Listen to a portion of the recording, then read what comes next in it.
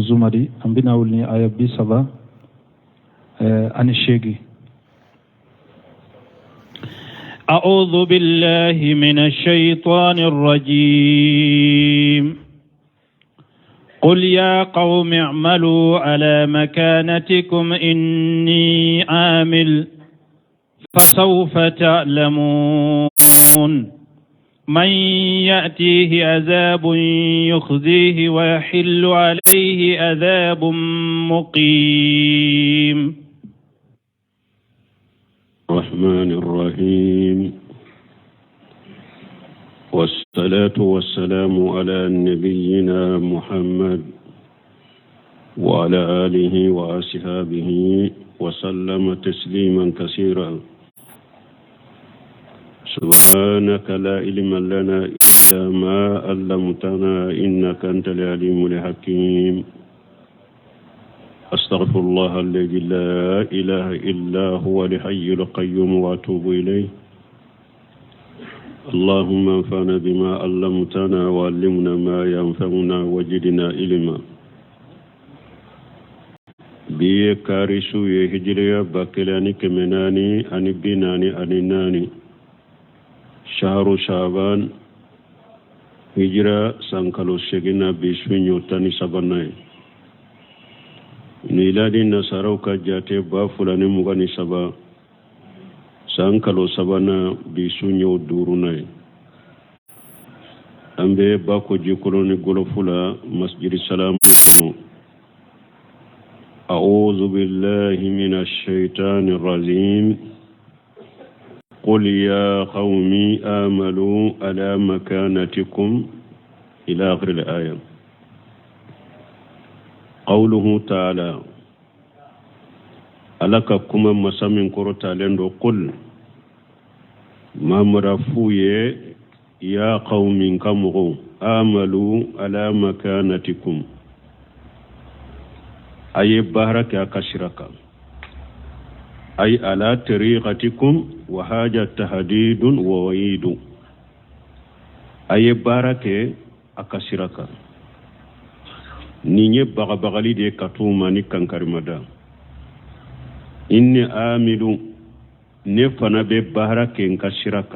أي على طريقتي ومنهجي نفنا ببارك أكشرك أنك تشرك فسوف تعلمون موجاكوا أبنا دو أي ستعلمون قبل ذلك ووباله من فلن أبن منا اللبا أنا أبلو أبنو دو لما كجوغ من با نوفي أبي چوغ منا أي بارك أكستاسرك أنك أكچوغ كده نبي بارك أكستاسرك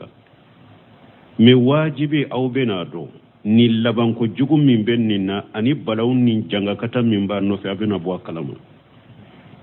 abina do man yatihi ajabu yuqjihi la jaba bina mu'mimma neni aw la jaba bina mu'minna awna kila maloya ay fi dunya jiya kono abino do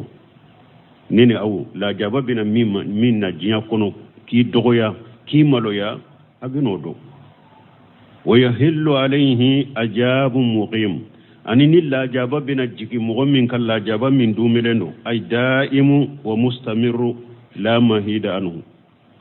أني لا جاب دوملن بنا جيكي مغمين كا لا جاب من بدومي كا إتشكا أو جنگي كبوالا فنا ni nere do ube awde do abina bof ku fana kalama obe ke donjuma wajalika yawmul qiyamah ajana Allah minha o fana be ke yawmal qiyamah do alaka an tanga ka boama wala ni alako ciden ka fo mushriku ye aye baraka ka chogola ka siraka nebe barakin ka siraka ama sira duma de akorte ku sabatu ka galon ka de bagali de ro ani kankari mada aye baraka ka tasiraka de me abena don ala be la jaban nati mu'min ka kimla malu ya jiya kono ya ani la jaba bena mu'min la jaba be jigi mu'min ka ka dumi ka la gara ni nede do ube awde do abena bo kalam إنا أنزلنا عليك الكتاب للناس بالحق فمن اهتدى فلنفسه ومن ضل فإنما يضل عليها وما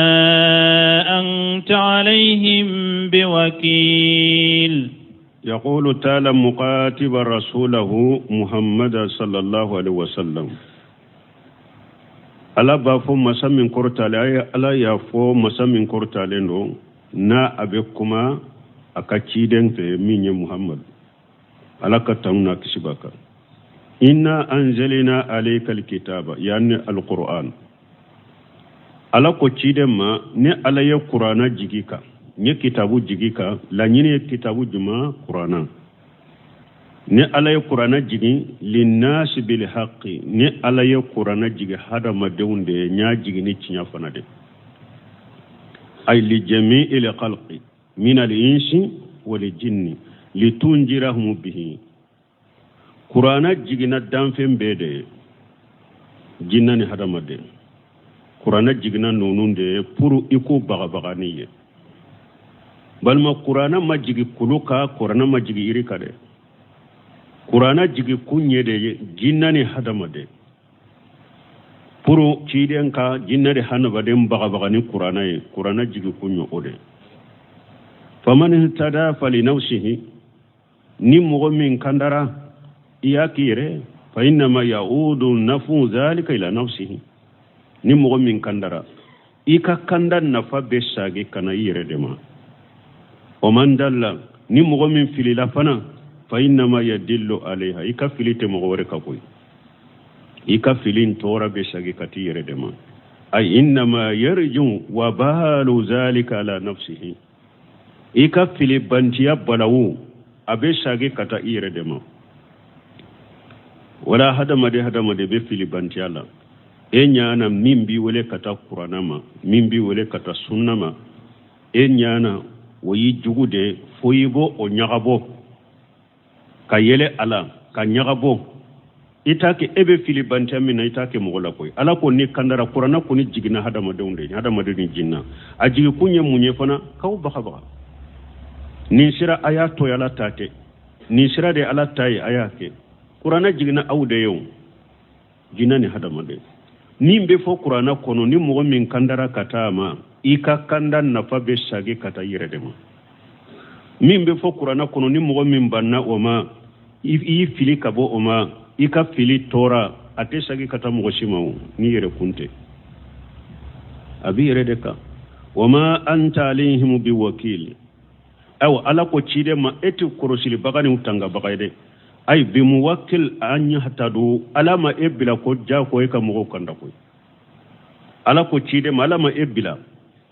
kam mo kanda do yibolo ko ja ko ku kanda ko eta ye dro ku bagabani qur'ana de min kandara aka kanda na fa baka ni min filila aka fili ba yere ka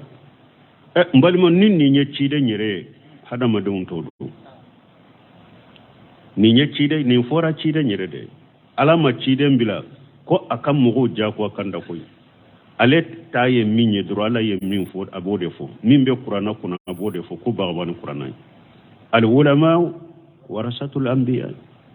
دونك باو فنولود النبي نمو تشي تبغوي دونك با بي اتا يدي على كوتي دي تشيدن كوتي دي نيمبالا نينتي دينالا اتا ينيندي مي موكا كاندالا مودو يبلو نيمين كاندارا باي نيمين فيليلا اكا فيلي تورا باكا فإنما عليك البلاغ على كو تشيدن ملا شيلي دي بي اكا وعلينا الحساب كروشلي بني على دكا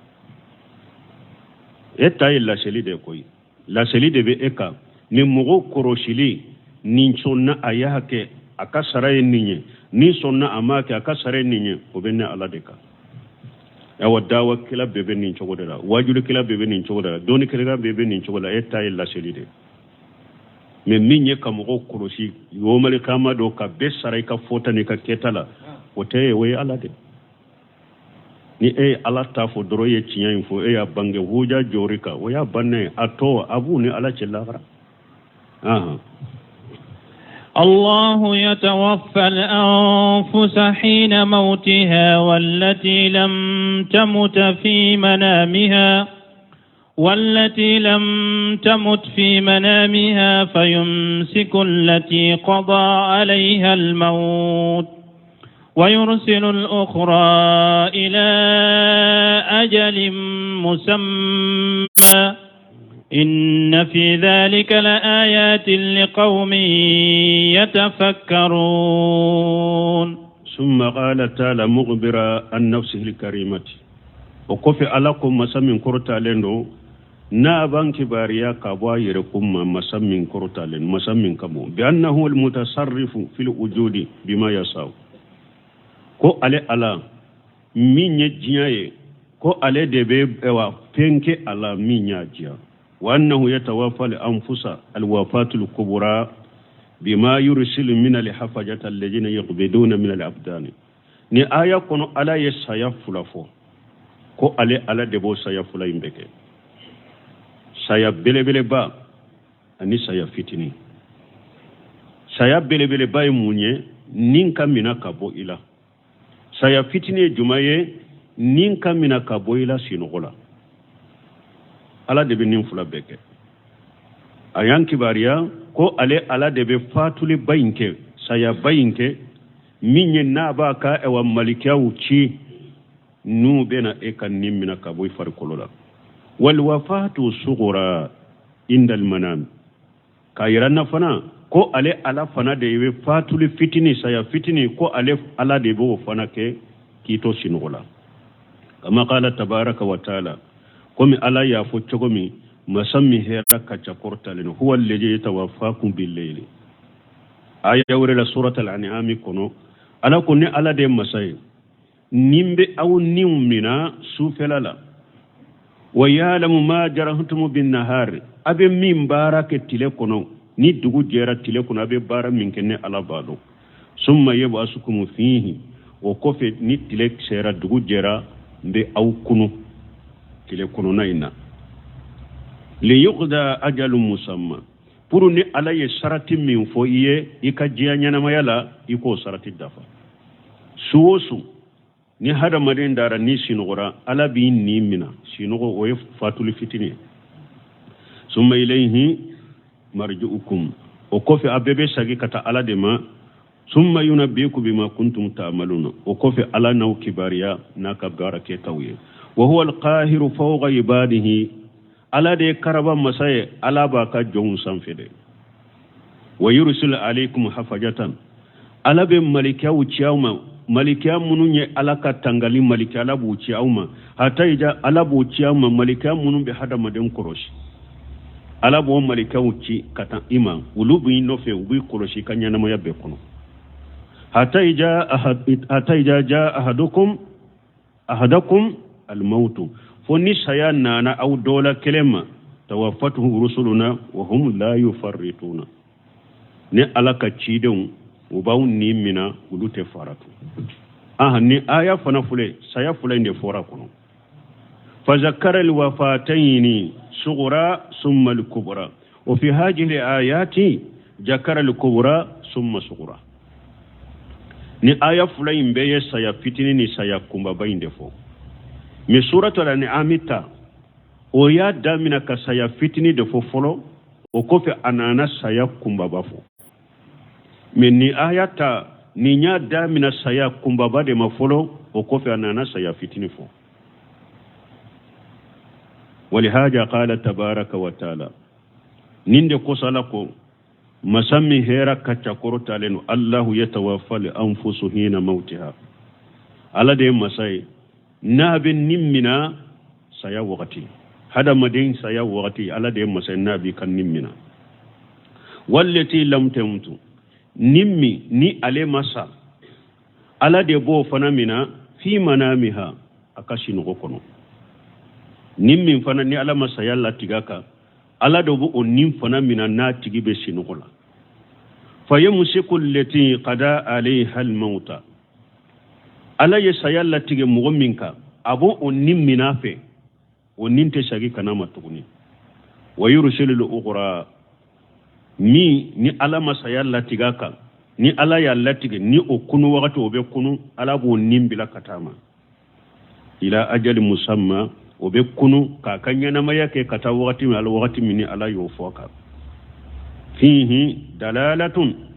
على أنها تستمع في الملأ الأعلى دلبننا ko hada made munun min be nyanama yala ani su unium be faranyon ka sanfela la ala buloy mana mugo fatura aben nimbe ala bulo sanfela la mugo munun fatura unium be ala bulo bo ni mugo dara fana ni su kera mugo dara kasino ko fana ala be nim fula imbe mina sayalla tigra minka o nimbe mina ala buloy min ba ka sinogo na ni ala malati ko kato sinogo ina o fana nimbe ala bolo ye bo sisa ni ala ye sayalla tige munun ka munun sara ka wudun nimbe min fana be sinogo la en nimina na me ala ya latiga ko ko ite wuli ebe to i ka sinogo la de ibe tani sinogo ide e kan nimina lembe to sanfa te sagi kalimatu kuni ni dugu jera doro ube ni mo min tara sege doro ay basoro isara uba fo ko atara ni sinogo ko dara de doro ewa asino goto dara de doro antara wuli duranya suru nintala ala ya latige mimbe sa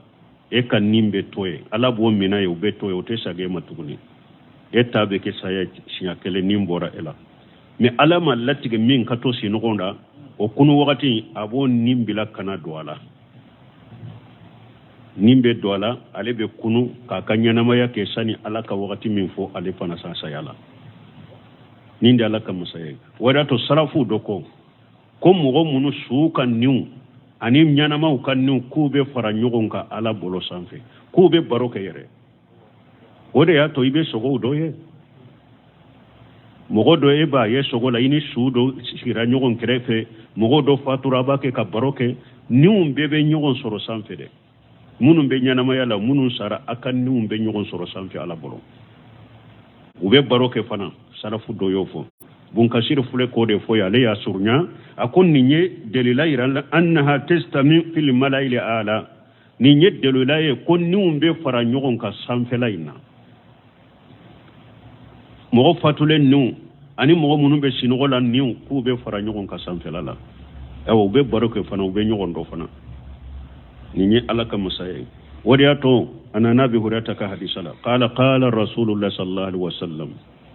kwala ka ciden kwala ka tanuna kisibaka ijaa wa ahadukum ila firashihi ciden ko na dola kele ni ebena eba fe kana dai ka dilanga kasino falyanfuduhu bidakhilati ijarihi ika fini samfela ika akonko folo ni ka fini konona ika dila samfela iba ewa afuraka konko ni ka fini korola fini mimbila ni ka fini korola fa innahu la yadri ma aghlafahu alayhi parce que eta do mimbila la ino la ika dilan ka itodo ni nyada bu do sino la oyede folo mo tumbe la halamin iya do folo la so dibilentundo lampante frente so dibilende tundo bo ni e bora ika dilanka ni ba fe kanas da sufela la daglati ijari komi be sanfe daglati ijari munye ibi ka fini yele maka ki bolola de mana fini konona ibode ke ka fini meleki borola konona ibe dilan konkona yete ka furana yete mana kasoro fini bi itegela pour itegel lankolo ni mimbe dilan ka kan itegenso ora ta ko bi daglati ijari parce que a wakati ni dibi be ni e ka dila bunte ni be se kana dilan ka ita kalama ube sa yere bese kana da do ka dilan ka ita kalama men ni ka fini meleke i bolola ka fini kono na ke ka dilan fura min bilala fini ewa dilan ka e kofe obe bo dilan ka kana daka la nyini ninde cidon ko na dola kelembe na dai kan ninke mais si sa comme alhamdulillah nema min be awum bolo kurambi bolo yelembe ni ye kuram mene sani ka dai ka dilan ka kuram mene i ka dilan sa fela lage ni fenti ka dilan ka ibe daka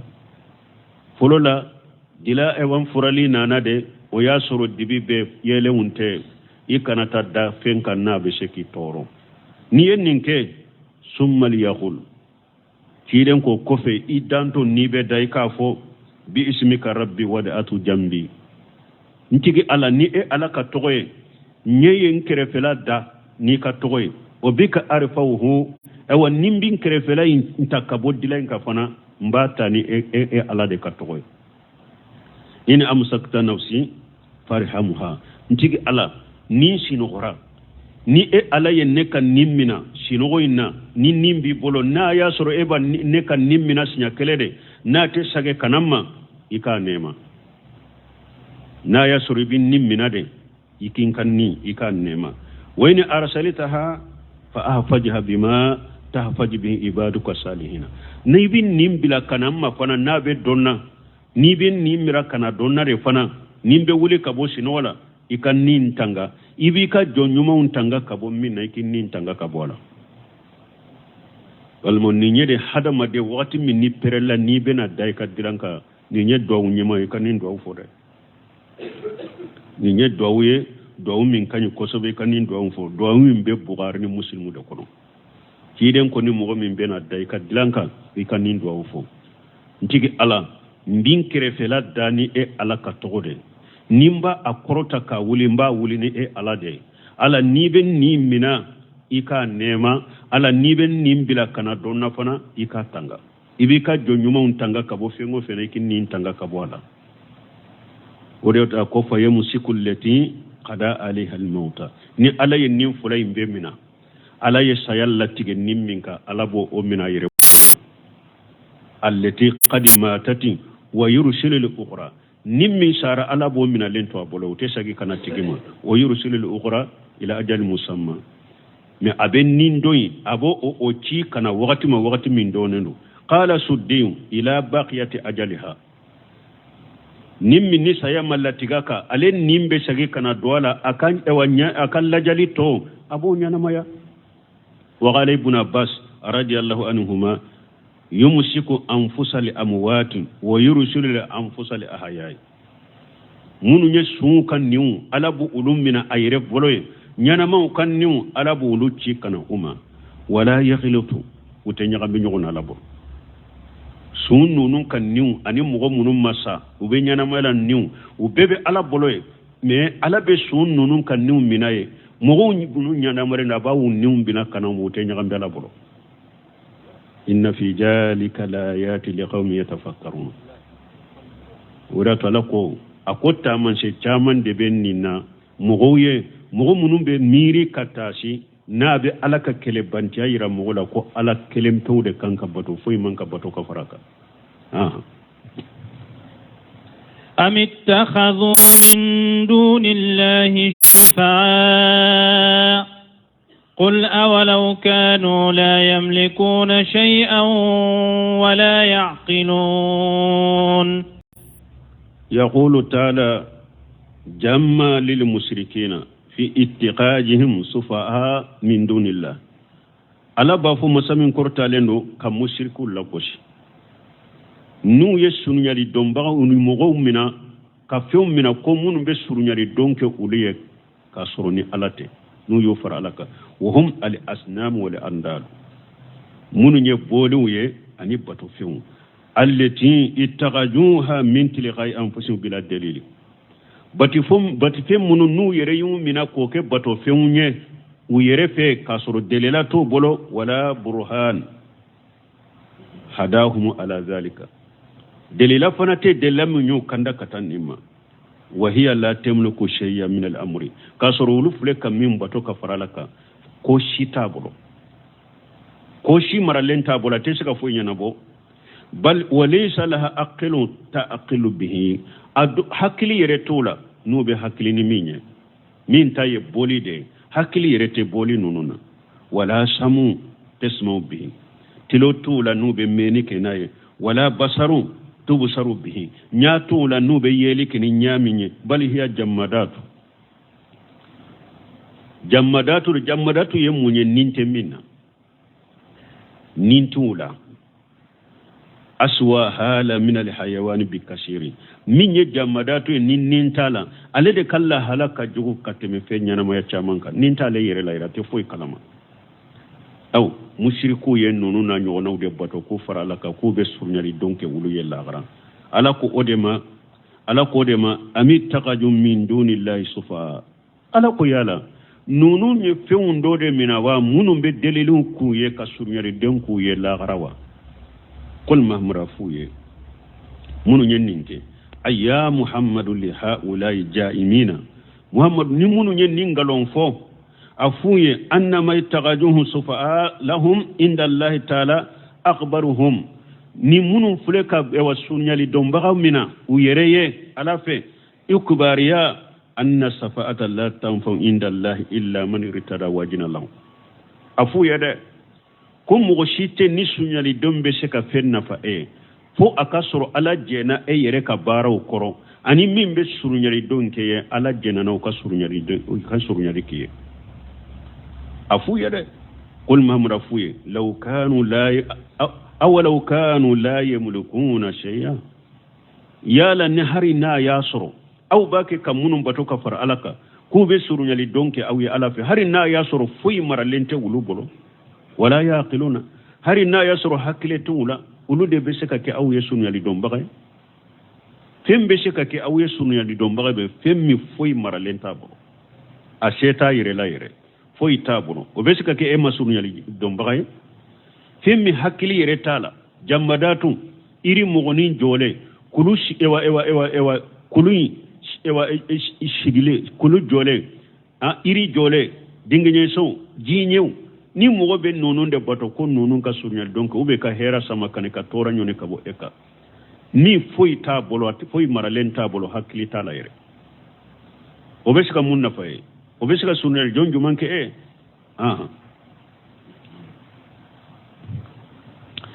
قل لله الشفاعة جميعا له ملك السماوات والأرض ثم إليه ترجعون قل ما مرافوية لله شفاعة جميعا سرنيالي دوين سرنيالي دليلي أبي على دتاي قول دون شيء سكا دليل كياما كنكا ني على دتاي دليلي ني على ما دليلي كميني na ma ke ko delili ka ke delili te shika kiye delili baga munu fana be delili ke ni ala de man nyamariya di min na kwa ka delili ke ate shika ko koy man jalleji yasfau indahu illa bi jinin dombe min be shika delili ke ala fe la garani ala majina o dampe jumambe wote o wa delili be ala de tay lahu mulku samawati wal ardi sankaba wurin fulan marali ala de tay duguma kurolun fulan marai ala de tay summa ilayhi turja'un o kofi aw bebe sagi kata ala dema abbe sagi kata ala dema ay yawmal qiyamati do bebe sagi kata ala dema fayahkum bainakum bi adlihi wa yajzi kullu bi amalihi qiyama be sagi kata ala dema ala be kiri tigi anu nyogonce ni tilenyai abebe sarani ka baraketay وإذا ذكر الله وحده اشتمعت قلوب الذين لا يؤمنون بالآخرة وإذا ذكر الذين من دونه إذا هم يستبشرون ثم قال تعالى جمع للمشركين أيضا وكفى لا يفو مسامين كرتالهم ناب مشركون ناب اللغوش تقنين العبرة بأموم اللفظ لا بخصوص السبب مشركون منون تنبني لا حلال أن آيات جنكا أو مغو بني مشركون لا حلال فوق تجيان ولا كمبيما هاري نسلام تودو هاري نا يسر يبي سلاميا دي كونو من نين جوغو يري لا جوغو من بنا فو آية إن كم بإفنا مدى وإذا ذكر الله وحده على كوني على كلمة باتو فو توحيدي أي إذا قيل لا إله إلا الله وحده ni eko bato fen site min ka bato e ala kelempe ni ala kelempe ute mana ni eko mana tawhidi ka ala kelebantiya ko ala kelempe de ka bato foyi kana bato ka fara alaka isma ajati qulubul ladhina la yu'minuna bil akhirati mogo dusukum be koro mogo munun te limana la haray dusukum be koro ni tawhidi foliye dusukum be koro u yerela ni tawhidi foliye isma ajati in qabadati ukaddu sukumbe koro وقيل نفرت دوكو كد سكون ببولي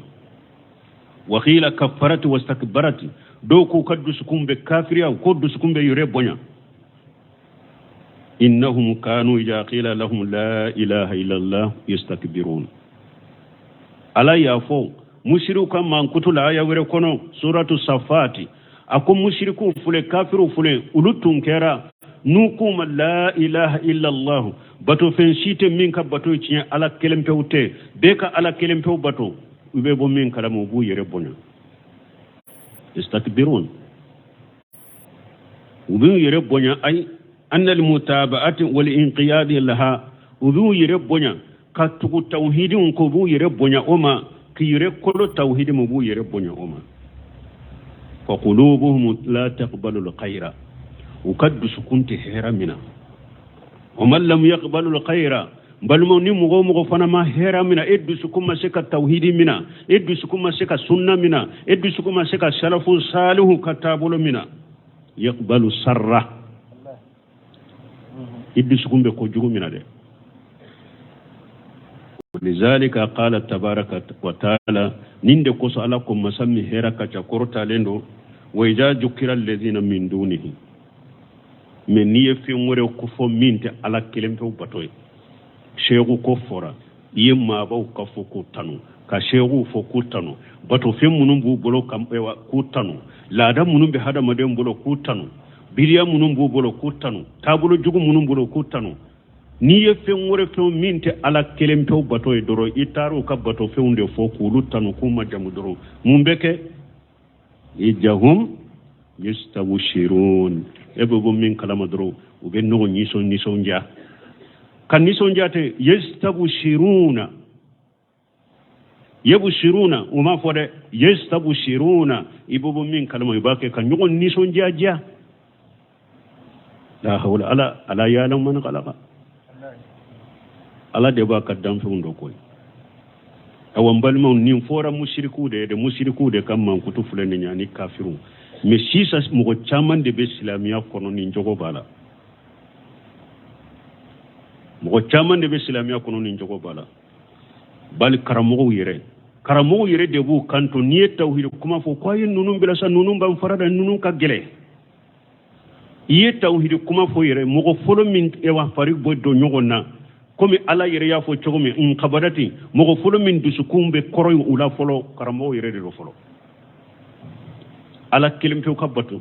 tawhidi ka fo misiru kono tawhidi ka fo mimbaruka tawhidi ka fo derisula mogo folo min dusukumbe koro ala folo awun ka jamana kono munum buddambe kata karamo ya yere ma folo tawhidi foli be ulu yere de toro folo tawhidi foli be ulu yere de dogo folo ni ko sunna haqiqa kide ni sebo ye e babbato ke togomi nka kuma ode ka derisula mimbaruka muhadara wala mogo folo min bisukumbe kor ala mogo folo min faribe faga folo ube anyabe bilay koro folo o yede munum buddambe kata karamo ya yere mayre folo sarafu tabulo koni te ko ye bidia yere de uyo ko dusukun kono ka ba wala fo taro ke bidia yere ko salafiya yere bidiya la hawla wala quwwata illa billah aw bal mo hada maden hada man bi yere do mo gommi ni e wa derisu dibba e tawhidi fo ka kuma ka kutuba kalamna e tawhidi fo ka kuma ka muhadarati e tawhidi fo ka prepare latige mo gommi be ni sonjan ka nyogo ni sonja bi wo aya eche ayam fari bo nyoko na min alamatil khair ni mogo yen ni nye ayere la ni nye hera taman sede katima ubu sir min alamatil khair ala yofu ayha kono wasraha sadrahu lil islam aya afaman sharaha allah sadrahu lil islam وهو لا نور له من ربه نعم جزاك الله خيرا نمي آية من فورد فو ودو ومن يريد الله أن يهديه يشرح صدره للإسلام ومن يريد أن يدله يجعل صدره ضيقا حرجا كأنما يشعر ila samai ala yo fa yawre kono akoni ala yalla nyini ka mogo min kanda ko aba dusukun fere kata silamiya haqiqa de ma silamiya tinya tauhidi fora doro dusukun be fere dusukun be nisonjade ni mogo yo yirela min alamati khair kanda tamansero ala ya kanu ki kanda ala yalla nyini ki kanda tauhidi foli kadi mogo menye ni be nisonja nay sunna foli kadi mogo menye ni be nisonja nay salafu salo ka taburo foli kadi mogo menye ni be nisonja ka nugo nisonja yam fari bo nyogo nabbi ha bi koni aya hakili jigi bi koni aya tauhidi ko bi koni ay min alamatil ghairi ni nye ala ya la nyini ka e kanda ومن يريد أن يدله ومن يريد أن يدله من ala ya la nyini ka mogo mi fili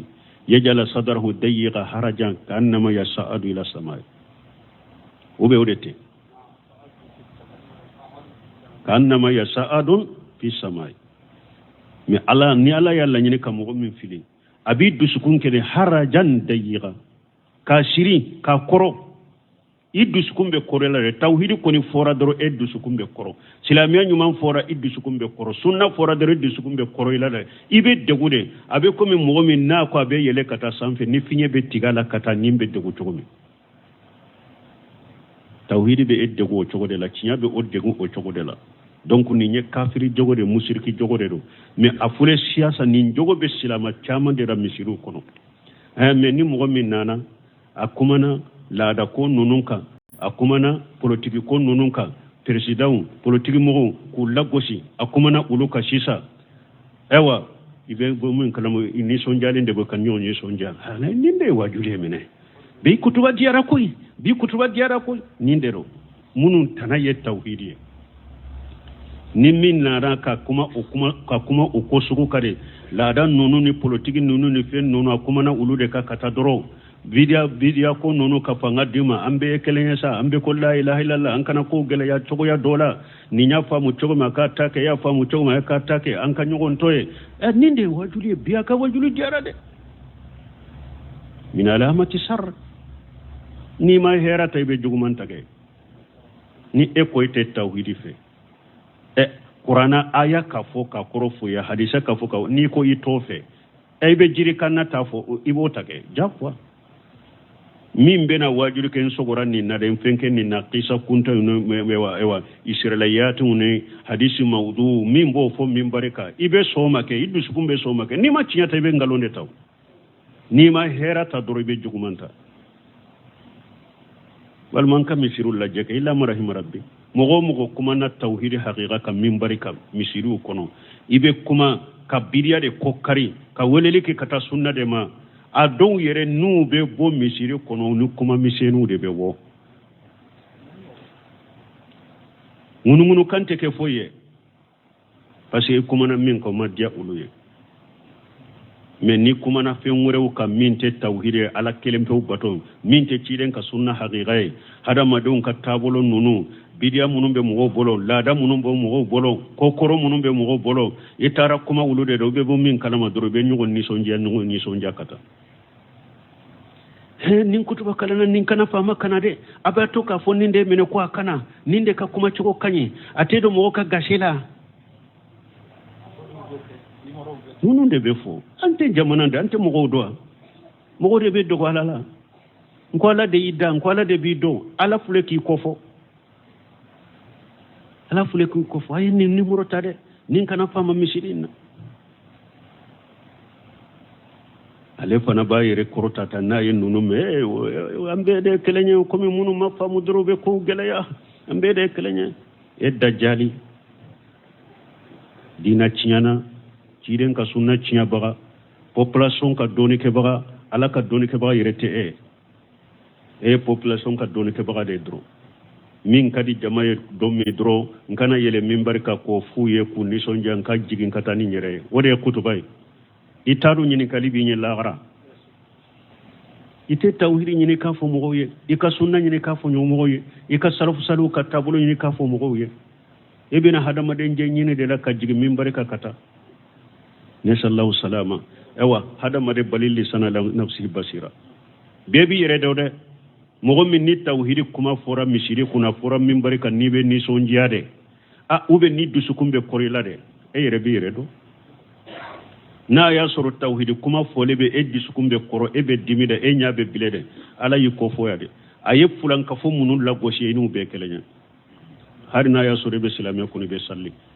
filan ka fo jogo munun bilay fana la goshe le no de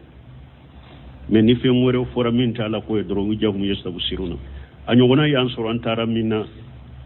uye fen mikro di nema ne wajulike eri kele nyogona majibu ni jabali ka hadisami ni ciire nya ciye mani tawhid nya be ko de ka dobe tantam koro koro sit bele bele bawbe kayna nye bora be nimbo pour kuma munum ba ke ka fu u manday hari doni nye bora fo bilela ambo min kalama ne ka wajuli banna karamo do nana tantam koro kuru nana folila ama wajulu ke rede ewa munun nana hiju ke ya ambange baga munun be an kofe an ka su munun sara do jabi yorodo aye do ke aya akunkor jonye ni nyede ninde kuma mene jonye ninde do ko maye ngorite akoy man ni nye wajulu fo yerewa dantigeli doroy maye aka kon ninde wajulu mene de akon ni nye fo yere abe dantigeli la aye do ke mo ye akome kuma eri kele minkere nin korolende tumbala la hawla wala quwwata illa billah ala be hada madendo de ala de be hada madendo wa si sote falende nindela silama che falendo nindela tawhid kuma koni ni sunna kuma ni cinya kuma koni misiri kono nyaaw be bilede faru be do nyogo nyade dusukum be koro men ni kuma na fenworo ka minte tawhid minte ciden ka sunna min fule ni nye minte sarafu ka tabulu min fule no fu be nyogo ni sonja kata la hawla wala quwwata illa billah ala kan dusukun nyede ala ka tawhid kanu dan dusukun kono ka ciden ka sunna la fahmu sarafu salih ala ka kanu dan dusukun kono de ewa mo man nunun fana kanu ibu tanade tade bun kasire fule ko ro foya ayodo do yade akum man lam yaqbalu alkhayra yuqbalu sharra koni mo min may hera min be bone min koy woti sagura akode ko ori yakoso ode koso alako akon niye fenwore fo mununte alay ay minale asnami wala andadi nuyu ka bodu fo anu ka bato fe munu yu fara alaka وقاله مجاهد يوفو إجهم يستبشرون أي يفرحون ويشرون يبقى من كلمة ضربين نسونجا كان يقول نسونجا قل اللهم فاطر السماوات والأرض عالم الغيب والشهادة أنت تحكم بين عبادك فيما كانوا فيه يختلفون يقول تبارك وتعالى بعدما ذكر أن المشركين ما ذكر ألا يفوني مسمين كرتا لنو أهيرا كتشا ألا كفا بمين فو مشركو يناف يافوye mankutu munun temenani alay mushriku lagoshinuye ni mankutu chaman debe silama chaman nabbi hari aka koloshi mikro misiri ka mikro nin tawhid de be foala ni sunna de be foala na nyema ka shiriku kele ka bidiya kele abe komita suma de butilola utafe kamere aya koloshi dro misiri be kiyon kono ni tawhid dron de be fo sunna de be fo anyema ka bidiya kele ka shiriku kele wakati be mogo mankan de be o micro no fe amankan ka boani de ante sino gode de bana waga to be ya de ka soro micro munungu be si ka jiri kaunke ka mawludu ni fe unke mo site sege filulula mankan te ulu ne fo na ya soro mogo kan ka pilenye ko mankan yi toro yala ni e wadden kundu beke ube sumu munun shigi ka gotoro yere tige huruba gotoro yere tige sigi nyogon tel lafiya misiru tel lafiya mankan bo na ye donya be plenye ni oye ko fere ka ke konyo nu kana ke bedala kata sumu wele kata gitari tugu wele ka micro dilo bebe hari ka telefoni te seka reswa ni ka sigi nyogon do be konyo la nu uka ewa musique munu fuleni hari ikatal follame togo addo itasoro ne mogote manka wuli wulu no fede tawhidi min be fo micro la dro shirku min be ewa kari micro la sunna min be fo micro la bidam min be kari micro la dro ode kambu toro aw fana ba fo kaw islamawde ewa addo no kanto kambe sunna mo ambe sunna mo sunna foli mande sunna mo su jumanye sunna mo tawhidi foli mande sunna mo sunna foli mande sunna su jumanye bola alaka hatimanda mambalmu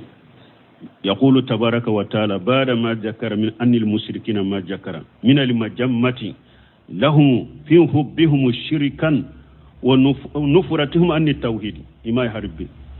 بنكسر كتمامي على يمين فمشركوك أيون أفوك كل وشي كم مشركو فل كوب فلان كفويا de fe mushrikiya de kadun ye ube boli kabo tawhid ma tumami alay mushriku lagosi ni nye comme mushrikiya de kadu ye ube boli kabo tawhid ma qul akum muhammad fuye allahumma fatira samawati wal ard ntigi ala de masay na ye sankaba wolon fulada ama misaliyata yoroshi ayeduma kolon fulada ama misaliyata yoroshi alima li khaybi wa shahadati min dogo lembe damfeun na ala de bado min be damfeun shere lembe min na fana ala babedo ay adu anta la wahdahu la sharika lahu la nyine munye ni musirikun ye ewa fulanka fo yakano nu ye tawhidi ko ku boli tawhidima muhammadu udu anta allah wahdahu la sharika lahu ewa eka ala de wele masamminye masakele ni je nyogon tala allazi khalaqa as-samawati wal arda masamminye sankaba wolon fulada ani tuma kolon fula wa fattaraha jalaha ala khairi misali sabaga ayuda kubila la halala la halami ni upala unyogona masika da o chogola unye ni ala e ko de wala de mushriku kam mushriki yam min fule nundu ye mushriki yakanu ka tawhid ko e kana ko chogola de e ka ala kelempewde wole e ka ala kelempewde bato masammi sankawron fulada ka duma kolon fulada ka sura mu misaliyata yorosi alim al ghaibi wa shahadat ay sirr wa alaniyati gundo ani bange dombaga ya alade anta tahkum bayna ibadika ala e ala de be kiri tige ika jonni nyogonche fi ma kanu fihi yaqtalifuna ika jon tumbe nyogon soso minna diya kono e ala de be kiri tuguni nyogonche ay fi dunyahum itumbe nyogon soso minna dunya kono e ala de be kiri tuguni nyogonche sa tafsilu bainahum yawma ma'adihim e ala de be e wa faramfansiya ke ka kiri tuguni nyogonche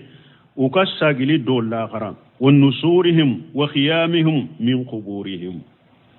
anu charle anu bolum o ka kaburu kono tumbe nyogon soso minna dinya kono e de ba kiri tuguni nyogonche qiyama أنا نبأ عائشة بولا رضي الله عنها قالت كان رسول الله صلى الله عليه وسلم إذا قام الليل افتتح صلاته ni aya min fana fulani ne an ba shi to koko ciden tunkara na wuli la sufela la ba fi ka sufen nafila damina aba ka sufen nafila damina ni nin duwawu juma allahumma rabba jibrila wa mikala wa israfila fatira samawati wal ard alima li ghaibi wa shahadati أنت تحكم بين عبادك فيما كانوا فيه يختلفون اهديني لما اختلف فيه من الحق بإذنك إنك تهدي من تشاء إلى صراط مستقيم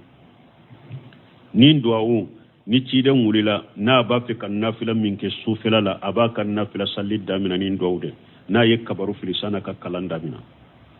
دعاو ينكري مني اللهم رب جبريل أبا فنتيجي على يانتيجي على جبريل تيجي ومن كالا أني من كايلا تجين وإسرافيل أني إسرافيل تجين فاتر السماوات والأرض ألم من يسان كبولون فلا داني دوما كلون فلا إمو مثاليات يروشي عالم الغيب والشهادة غندوني بانجي دومبغا أنت تحكم بين عبادك فيما كانوا فيه يختلفون ألا دبي كيري تجي كجون نيوغون جلاغرا وتمبي نيوغون سوسو من نجيا دبي كيري تجي نيوغون جلاغرا إهديني لما أختلف فيه من الحق ntigi ala ika jonye nyogon soso tinyamina ewa ika ne kanda kato o tinyama bi jini ka ni ala ka jenye innaka tahdi man tasawi ila sirati mustaqim ala de be mugo kanda mugo min kandali ejiya iba kanda kata sirati relema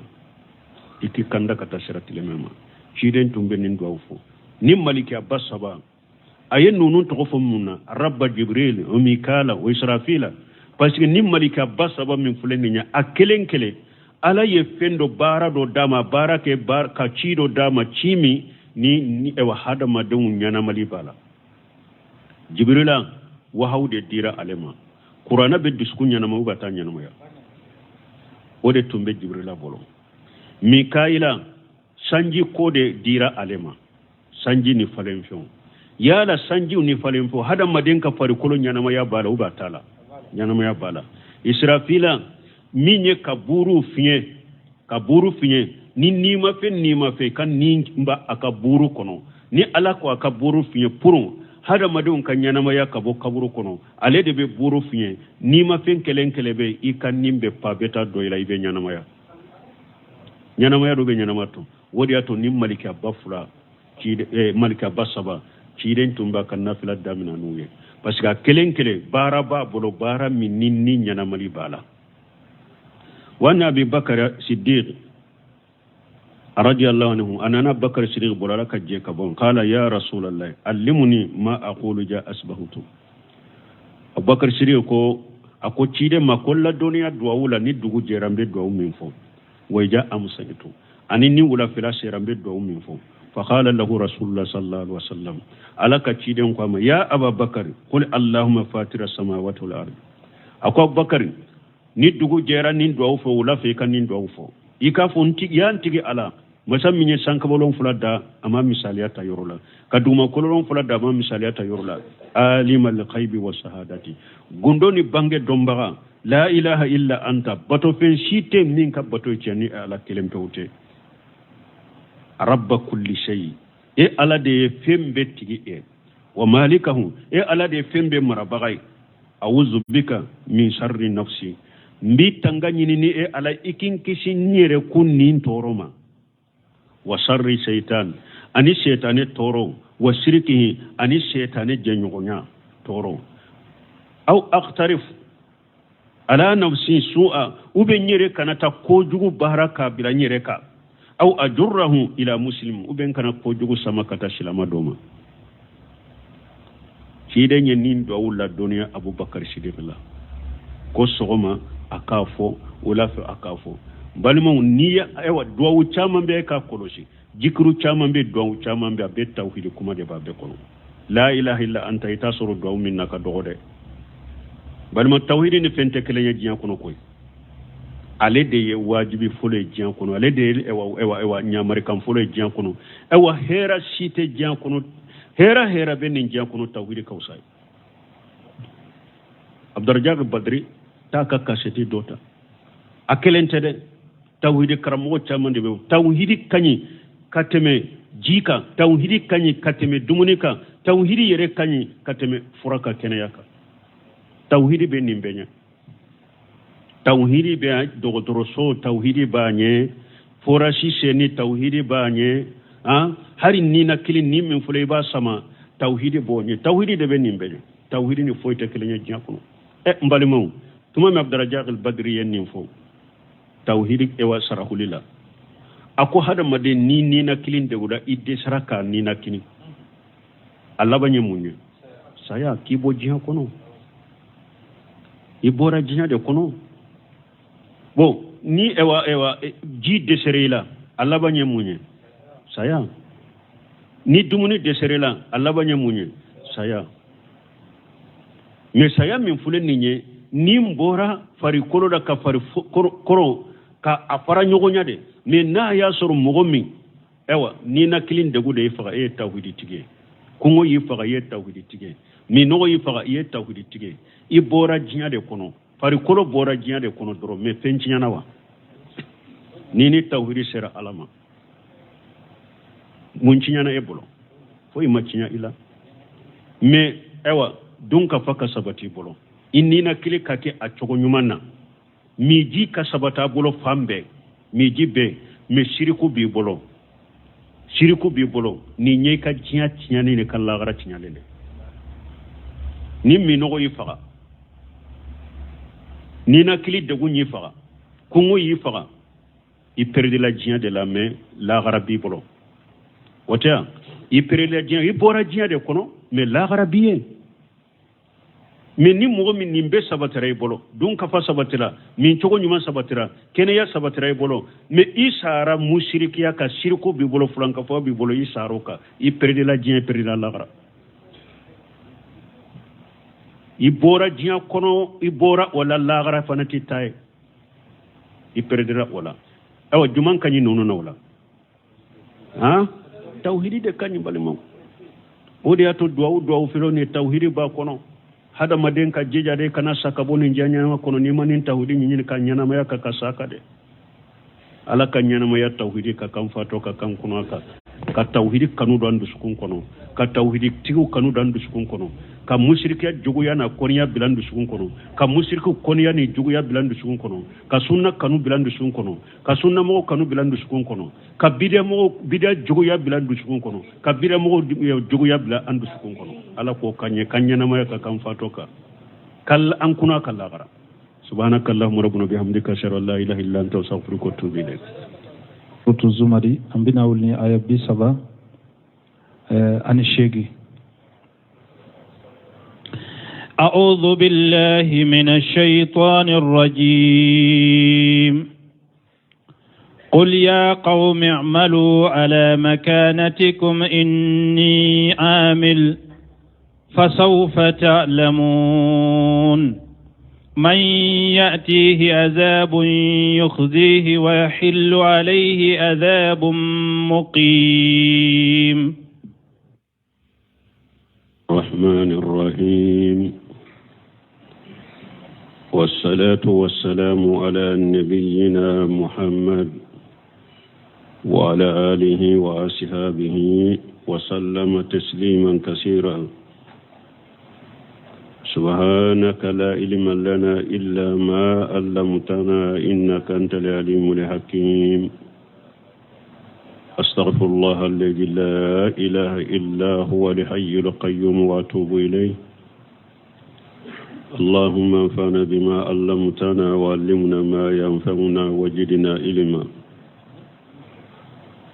بي كاريسو يهجريا باكلاني كمناني أني بناني أني ناني شهر شعبان هجرة سانكالو شغنا بيسوينيو تاني سباناي miladi nasaraw ka jate ba fulani mugani saba san kalo sabana bi sunyo durunai ambe ba ko jikoloni golo fula masjid salamu kono a'udhu billahi minash shaitanir rajim qul ya qaumi amalu ala makanatikum ila akhir al-aya qawluhu ta'ala alaka kuma masamin korota lendo qul mamra fuye ya qaumin kamugo amalu ala makanatikum ay baraka kashraka ay ala tariqatikum wa haja tahdidun wa waidu ay barake akashiraka ninye bagabagali de katuma ni kankarimada inni amilu ne fana be bahara ken ka shiraka ay ala tariqati wa manhaji ne fana be bahara ken ka shiraka anin ka tashira fa sawfa ta'lamun me kwa abena do ay satalamuna qibbal zalikan wa balahu min fulani abe minna allaba ana abalawo abinodo lama ko jugumin ba nofe abe chogomin na aye baraka ka tasiraka na aka chogo kade nebe barakin ka tasiraka me wajibi au benado ni laban ko jugumin benina ani balawun ni janga kata min ba nofe abena bo kalama